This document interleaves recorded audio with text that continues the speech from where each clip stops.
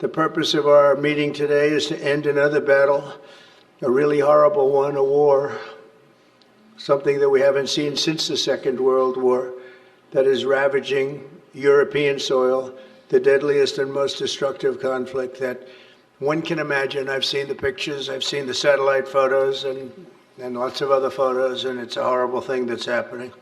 Thousands of people are dying a week.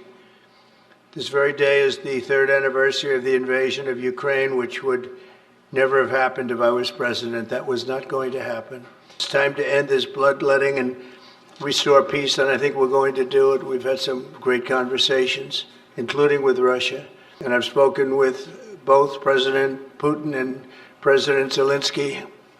And again, a lot of good things toward peace are happening, moving it, I think, pretty quickly.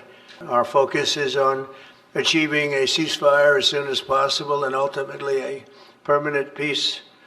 My meeting with President Macron today was another important step forward in that sphere, because he's been very much involved right from the beginning in trying to get it over with, and we're going to get it done. I believe that Emmanuel agrees with me on many of the most important issues. Chief among them is this is the right time. It may be the only time. Also pleased that President Macron agrees that the cost and burden of securing the peace must be borne by the nations of Europe, not alone by the United States. And Europe must take that central role in assuring long-term security of Ukraine, which they want to do. And that's not a very big step. The big step is what's going to happen over the next few weeks. We must have an agreement with Ukraine on critical minerals and rare earths and various other things as security. And I think that that's happening. I think we've made a lot of progress. I had a report just given to me before walking in that we've made, Emmanuel, a great deal of progress toward getting that. I think Russia, likewise, I've spoken to President Putin, and my people are dealing with him constantly, and his people in particular. And they want to do something. I mean, that's what I do. I do deals. My whole life is deals. That's all I know is deals.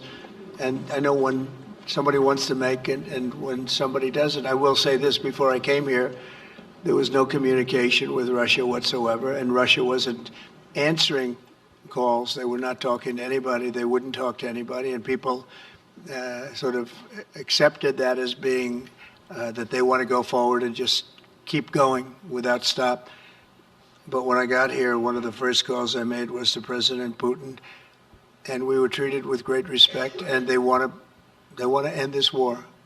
So that's a big thing, because I didn't know if I could say that, but it's a big thing. They want to do it, and we're working on deals right now, transactions right now, and in particular, the big one is to get the war stopped, whether it's ceasefire or direct to an agreement. Now this is a chance. There is a big change because there is a new U.S. administration. So this is a new context. So there is good reason for President Trump to re-engage with President Putin. I think it's good to have discussion. I think it's useful to have negotiation. I think it's super important to go to the peace.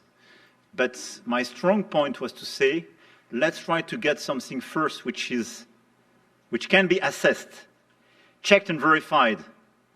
And let's be sure that we build sufficient guarantees on the short run. And this is where we are ready to be engaged. As for France, a lot of my European colleagues are ready to be engaged. But we do need this American backup, because this is part of the credibility of the security guarantees. And this is our collective deterrence capacity. Benefit of Russia to make a deal. And I feel that we'll do that. It is what it is. Look, I think this discussion is a very important one. First, because it's important for the US, and it will be a good occasion for a first very important meeting between President Trump and President Zelensky. Second, I think there is a lot of economic upside on both sides.